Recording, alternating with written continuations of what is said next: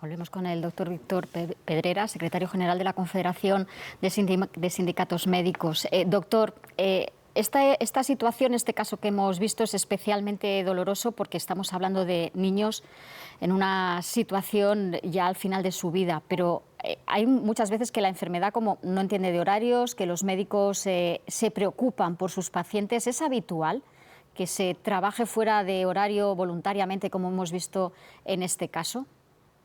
Bueno, no es que sea habitual, yo creo que es prácticamente rutinario, ¿no? El médico tiene un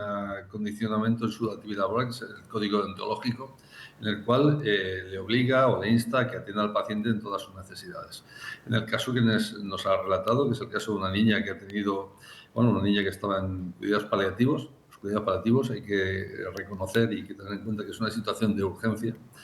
requiere especial atención por parte del médico y en muchos casos pues la atención fuera de horario pues es inevitable y en el caso del médico pues es admirable por parte de nuestros compañeros que hayan actuado de la forma que han actuado acorde al código ontológico que asiste a la profesión médica, ¿no? Yo lo cierto es que me sorprende la actitud de ese gerente o ese equipo directivo que ha puesto como argumento el hecho de que quedaran fuera de estar fuera de su horario laboral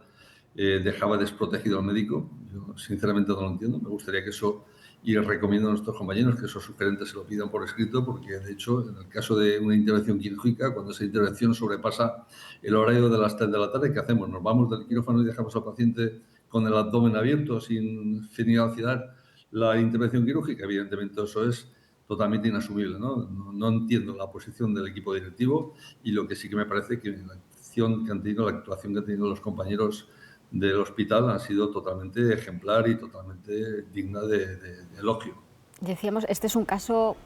sangrante, ¿no? En este caso del toque que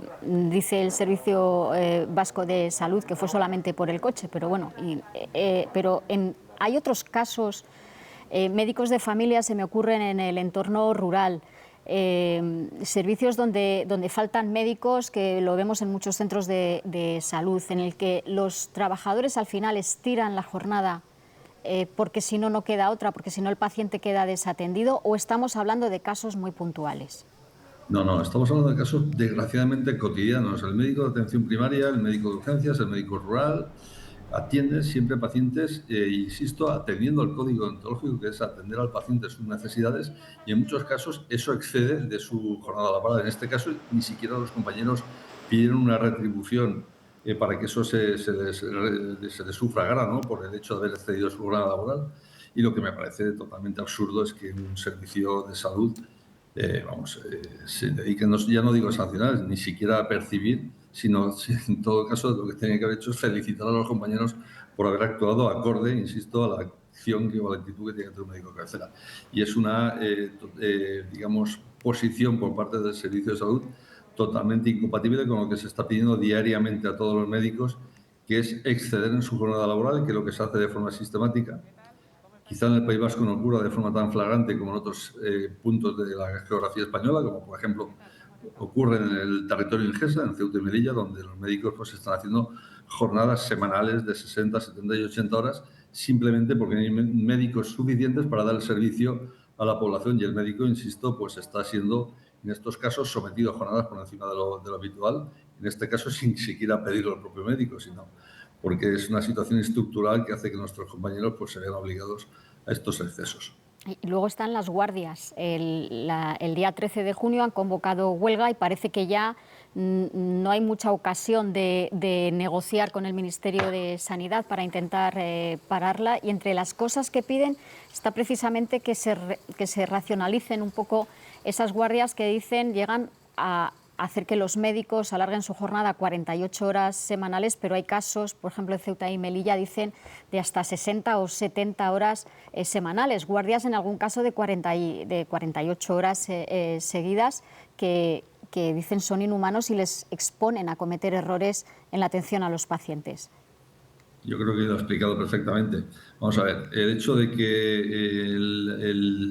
la huelga o el conflicto de los médicos con la Administración se basa fundamentalmente en un estatuto marco, que es la norma que regula las condiciones laborales de los trabajadores de la sanidad, que en el caso de los médicos parece ser que no somos trabajadores como los demás. todo el mundo, todos los trabajadores sanitarios tienen regulado una jornada de 37 horas y media. Los médicos, al parecer, nuestras condiciones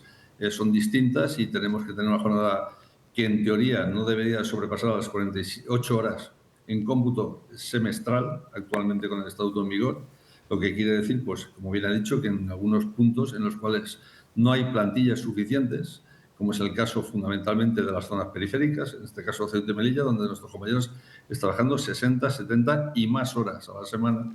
de tal forma que eso repercute en su salud laboral y, como es lógico, también en la seguridad de los pacientes, porque el trabajar tantas horas, evidentemente, intrínsecamente relacionado con la capacidad de atención y con la fatiga y con la seguridad que se ofrece en el servicio que se presta. Bueno, pues eso es un poco la situación en la que viven los médicos. Lo que más me llama la atención es que esa situación se combine con reprimendas o llamadas de atención cuando un médico, haciendo una acción correcta, que es prestar servicio y en una situación excepcional, como es el caso de una niña que está a punto de fallecer y que necesita cuidados paliativos, extienda su jornada por encima de su jornada laboral y, es más, en este caso, según tengo entendido, sin ni siquiera exigir, digamos, compensación económica alguna. Me Doctor, parece surrealista y no, sinceramente no lo entiendo. doctor, si se quisiera regular y reducir las guardias de los médicos rápidamente, ¿habría capacidad para hacerlo? Porque quizá también este es el problema. Muchos jóvenes, ahora estamos estos días en las pruebas de PAU, de acceso a la universidad, muchos jóvenes que quieren hacer medicina y que hacerla en una privada es carísimo, que quieren acceder a la universidad pública, se encuentran con que no hay plazas. Tenemos suficiente, ya no relevo de los médicos que hay y se vayan jubilando, sino para ampliar, si hubiera voluntad de hacerlo, los médicos, los profesionales de la sanidad necesarios para que su trabajo fuera un poco más racional en esto de los horarios. Mire, la hay y de sobra. España, y eso es un dato en el cual no se suele decir la verdad de forma completa, es el primer país del mundo en número de facultades, el número de egresados por población.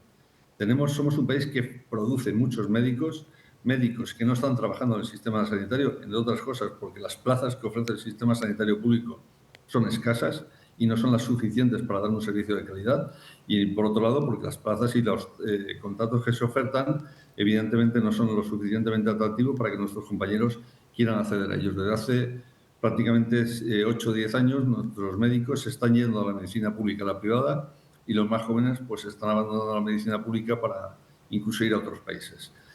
Tenemos médicos suficientes, lo que no tenemos es una planificación adecuada y tenemos un sistema sanitario que se asienta con plantillas de médicos totalmente insuficientes y que provocan esa sobrecarga laboral, esa repulsión del médico al querer ser partícipe o trabajar en la sanidad pública y esos problemas de sobrecarga asistencial que son los que están provocando pues estas listas de espera que todos conocemos, esas demoras en la atención y esas sobrecargas en las consultas que todo el mundo está viendo, pues en el caso, por ejemplo, de atención primaria con consultas de 40, 50 y 60 pacientes. Doctor Víctor Pedrera, secretario general de la Confederación Estatal de Sindicatos Médicos, muchísimas gracias. Muchas gracias, buenas tardes.